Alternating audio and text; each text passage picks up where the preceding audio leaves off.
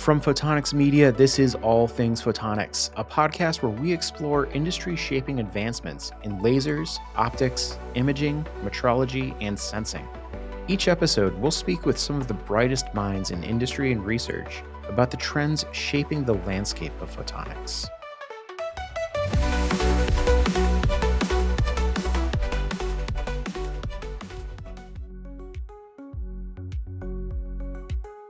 Today's episode is brought to you by Hamamatsu Corporation, a leading manufacturer of devices for the generation and measurement of infrared, visible, UV light, and X-rays. Hamamatsu is dedicated to the advancement of photonics through extensive research and offers specialized systems for select applications. Visit hamamatsu.com to learn more. A recurring topic of conversation at trade show panels, industry organizations, and government is the optics and photonics workforce. There are plenty of jobs to be found in the industry, but the challenge is filling them. Listeners are no doubt familiar with another recurring conversation, spurred by the question, what do you do for work? When we think about how often we have to explain what photonics is, it becomes a lot easier to understand one of the biggest contributors to our workforce problem, and that's lack of awareness. If people don't know that the field exists, how can we expect to address the ever-growing need for optics technicians and photonics professionals? As we heard in our last episode with Teddy Lawrence Scholarship winner Jasper Stakowitz, students tend to only get a cursory introduction to the field of optics and photonics. The University of Central Florida's College of Optics and Photonics, also known as UCF CREOL, is looking to change that with its Laser and Photonics Summer Camp. Now in its third year, the program has begun to see increased demand, and that's an encouraging sign. Crucially, the camp provides hands-on experience with photonics technologies and their practical uses. Additionally, it recruits local teachers to help administer the curriculum of activities, providing educators with a greater understanding of the abundant opportunities in this burgeoning field. In today's episode, we speak with Mike McKee, CREOL's undergraduate advisor and one of the architects of the camp's curriculum. Joining us is summer camp attendee Griffin Whiteside, a rising sophomore. That conversation is up next. Before we get into some of the background, Mike, can you give us a quick overview of the summer camp and its intentions?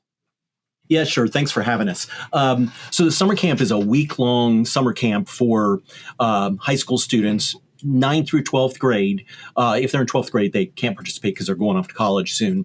And it's all focused on optics and photonics. We have a lot of photonics, and the idea being this is super hands-on, super fun, so that the students will enjoy it and ultimately may pursue a bachelor's degree in photonics and then ultimately pursue a career in photonics because we know there's a big need in industry for photonics engineers.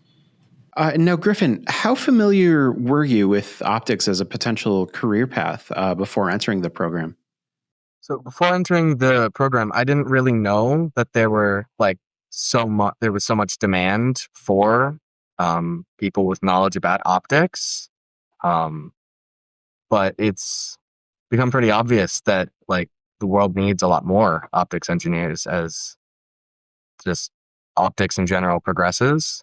And now, Mike, how did the summer camp come to fruition? How long have you guys been doing it? So this is our third year, and it started because our dean came up with this idea years ago. And I sort of said, I don't want to do this. I don't want to do this. I was a high school physics teacher, so I know the work that goes into preparing this kind of thing. And so I finally said, all right, well, if we're going to do this, then let's make sure we do it correctly. And we then brought in a couple teachers who developed the curriculum so that it could run, because obviously I run the undergrad program in our college, and it would be very difficult for me to then be an instructor in this and then stand up the camp that first year. And that first year was the most difficult one because that's where we were generating ideas. And we know that the students that were coming into the program we were going after higher level students.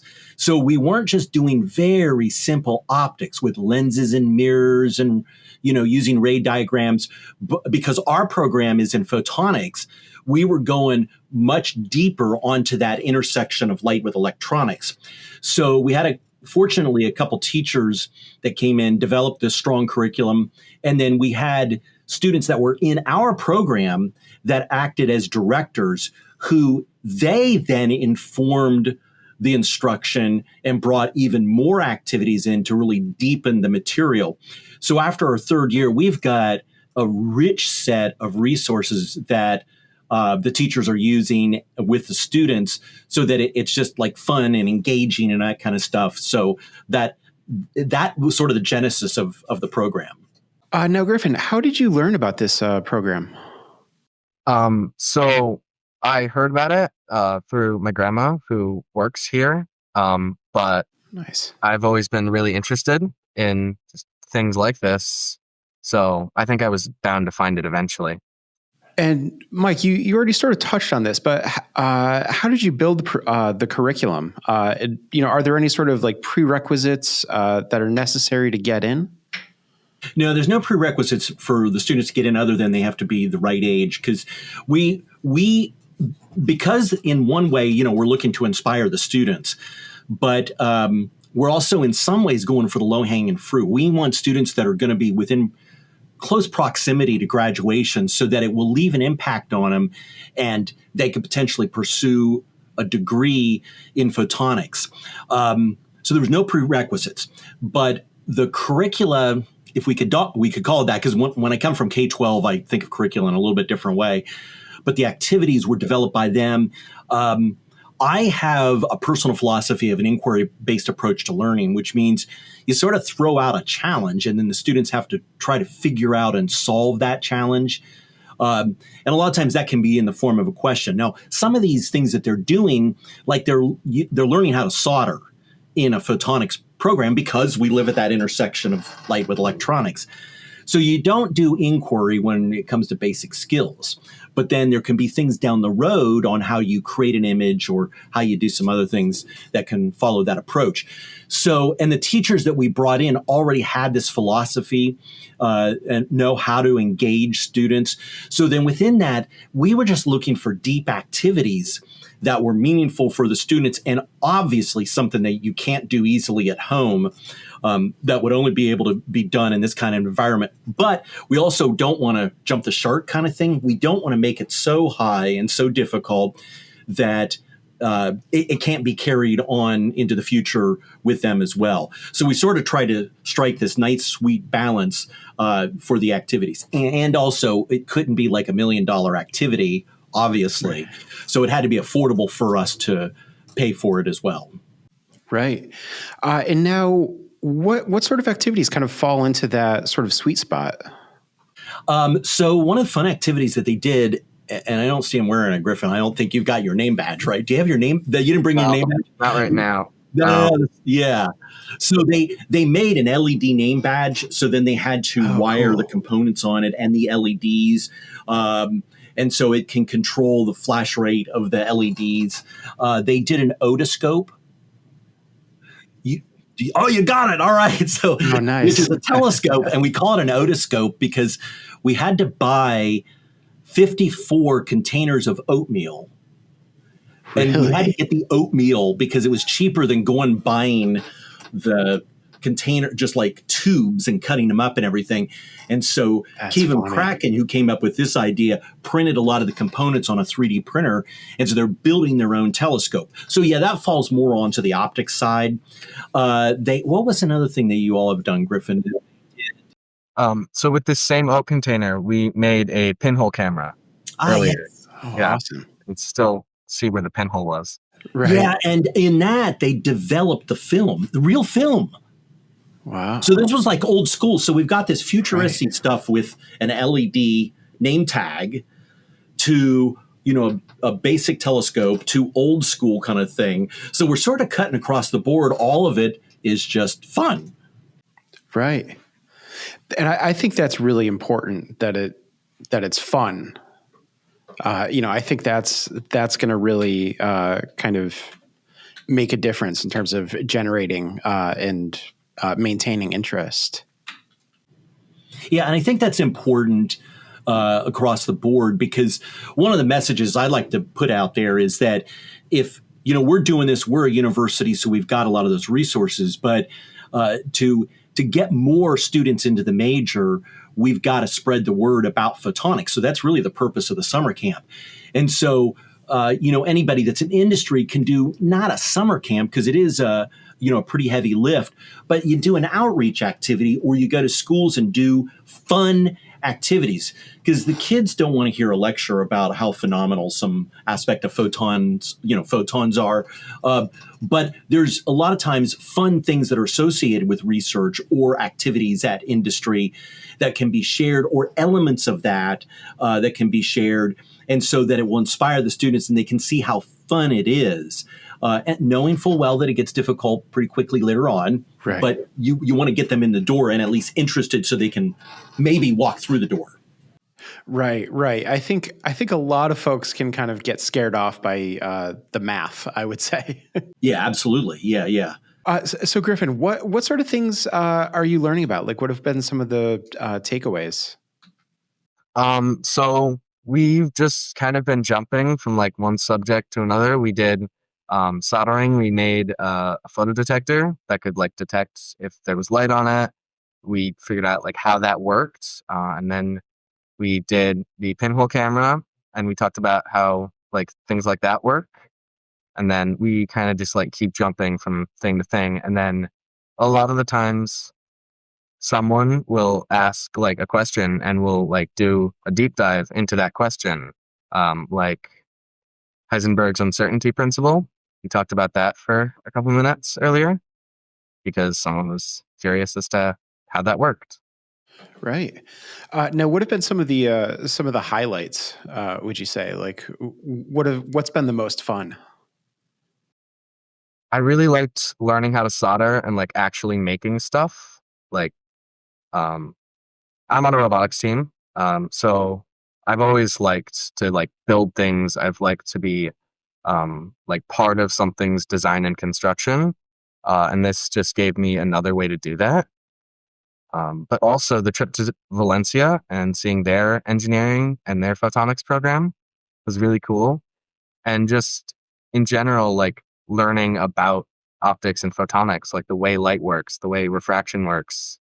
I didn't know a lot of that stuff before, and it was just really interesting to learn. What do you think that we can sort of do differently to make sure that students are aware of optics and photonics as a potential career path? Whether it's to do with like curriculum or just kind of general outreach. I'm not sure about the outreach because, again, I heard about it through my grandma, but Sure. I imagine it's pretty good. I've seen a lot of stuff just like around the school, so anyone visiting would like notice, and just one or two things outside of it. But I think for the people that are already in the summer camp, making it hands-on, I think that is something that's going to stick with a lot of people who are doing this summer camp, or who have done it in the past, and really encourage them to pursue, if not like a major, then like a minor at least.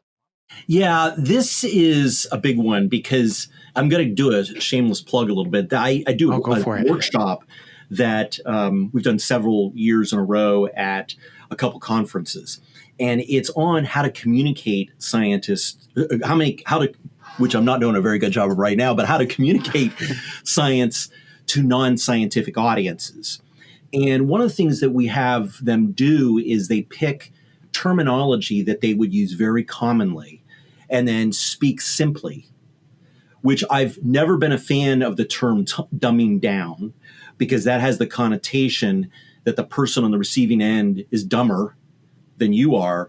But in fact, if you've got another person who's slightly outside of your field of research or your applications in industry, they may not know the terminology. So there's a great deal of value in learning how to speak simply to various audiences. And of course, this has implications in politics because a lot of the funding sources come from government. So to the degree that when there's a lot of people in industry that do outreach, that when they go out, they avoid the common pitfalls of speaking way over a person's head, trying to make sure that that is at a level that a person can comprehend, sort of knowing your audience so that the receiving audience can understand it. It's not about making yourself look smart. It's about being able to communicate that so that the person gets it. And I think that's the first thing that has to be done. And that's sort of a problem across all of science. But then we have a second challenge that's in photonics, in that there's only 6 universities with a bachelor's degree. There's more with associate's degrees at the technician level, but there just isn't the number of universities and colleges like there is with electrical engineering or computer engineering or mechanical engineering. So the reason those are well known is because almost every university has an engineering major in that category. But in photonics, that doesn't exist. So we hear a lot of students that even debate going into photonics because they go, well, this seems like a novel niche field, and I'm not sure that there's a career in it. So we have to sort of bust through that. So it has to be an active approach across industry, academia, to be very active, get out there, but then do it appropriately. You use the F word a lot, fun, when you go out so that you can inspire the students to, again, get to the door and knowing, and when I'm out promoting, I make it clear at the end, especially when I'm talking to other college students, this is a tough field, but you can do it. But at the same time, I use and provide information that's informational. And then when we do things like that, we make sure we go deeper. We do outreach. So it's a complex problem because we've got to get everybody involved. It can't be left up to the colleges and universities who have got these degrees to promote it. We got to get industry professionals out there promoting and doing it in an appropriate way. And now I'm curious, have you thought about collaborating with other, actually this would have been a question for the dean, but have you guys thought about collaborating with other universities and, kind of sharing your curriculum? Yeah, we do already, yes. So we already sort of network with the other 5. I'm in contact a lot with Arizona, got a little bit of contact with Norfolk, Virginia. And so we've got that, and we're very active within the state of Florida with the state colleges. So with Valencia College, which is here in Orlando, they have the AS degree, and they've got a terminal pathway that leads to the technician level, but then they have a second pathway that goes through the first couple years of our program, teaching some of our photonics courses. And then Indian River, we've got a lot of discussion going on with them, and then we also network with the other colleges. So we are already doing that. One of the things that I'm working on doing is setting up a meeting with all of the universities around the nation so that we can start to share ideas on this and we can start to pool resources. But that I'm working on the ABET accreditation. Right. So it sort of knocked that plan off a little bit, but I'd like to have that meeting sometime this year. So yeah, we're trying to network because Rose-Hulman, Norfolk, Rochester, us, Arizona, and there's one other place that's ABET accredited. We're not in competition with them. We're not, so this is a really great case of where a rising tide lifts all boats. So the degree that we can all really promote each other's programs is going to be beneficial across the board. I'm curious if you guys had any contact with, I believe it's Brian Mast, who's I know his name. A congressman. Yes. He's on the Optics and Photonics Caucus. Yes. Yeah. Natalia Tchaikovskaya, who's down at Indian River, had a meeting that she set up about, it was either a year or 2 years ago. And he was there. And yes, but I'm not in the same position, to really sort of network at that level kind of thing. But he was there, and there was a discussion about, bringing more awareness to the field. But not much has been done in that regard. And it's sort of been left up to the different associations to promote that. Now, I serve on the IEEE Photonics Society's education committee. I'm the chair.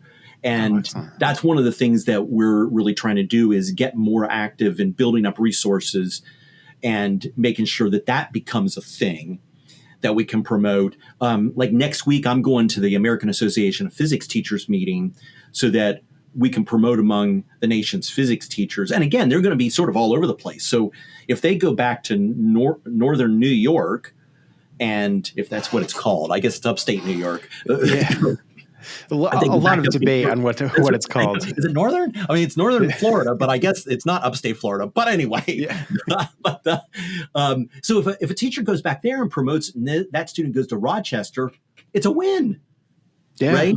So, but yeah, and and that's the other thing is we've really got to get government to get behind this as well, so that they can recognize this is a desperate need. Now, I heard our dean say that in a lot of ways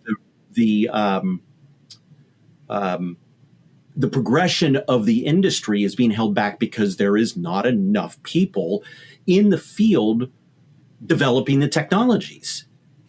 And I think that that's true, that if you don't have the trained engineers there, they're not going to be able to advance the technologies or come up with the ideas to advance the technologies. You got to have the people that will do that. And we know AI is not going to create new and novel ideas that don't exist. We've got to have those people out there generating those ideas and then implementing the ideas. And now, are there sort of conversations about building a sort of a united front? It sounded like there were to an extent with the universities, but amongst like the various organizations like IEEE, Optica, SPIE, and so on. Yeah, I haven't seen that much. For a few years, I also served on the SPIE Education Committee, and there is a co-sponsored conference called ETOP, and so it's IEEE is now taking the lead of it, but it is still a bit co-sponsored, and so there is some, idea sharing there among people that are passionate about education, but it's quite a small conference. I mean, there's only about 150 people that go to that. And I think that needs to get larger. And we've got to get more people that are interested in that getting to a conference like that so it start to build capacity. Because that's 150 people from around the world. So that's not the United States. That's around the world. This year was in Scotland. So yeah, I think that there's a lot of room for improvement there in leveraging the existing resources. And now, Griffin, I'm curious. Do you have interest in kind of a loaded question here with the teacher present? But do you have interest in pursuing a career in optics and photonics?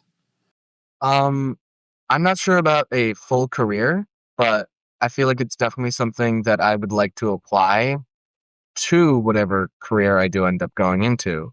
For example, if I do end up going into the aerospace engineering program, applying optics to maybe like make radar for like planes or similar things, I feel like that would be a really good path for me. With that, we conclude another episode of All Things Photonics. Thank you to our sponsors, to the technical staff behind the scenes, and to continued support from the Photonics Media editorial team. As always, questions, comments, thoughts, and ideas are welcome. Let us know how we're doing via email at allthings@photonics.com. All Things Photonics is available on all major platforms and on our website, photonics.com.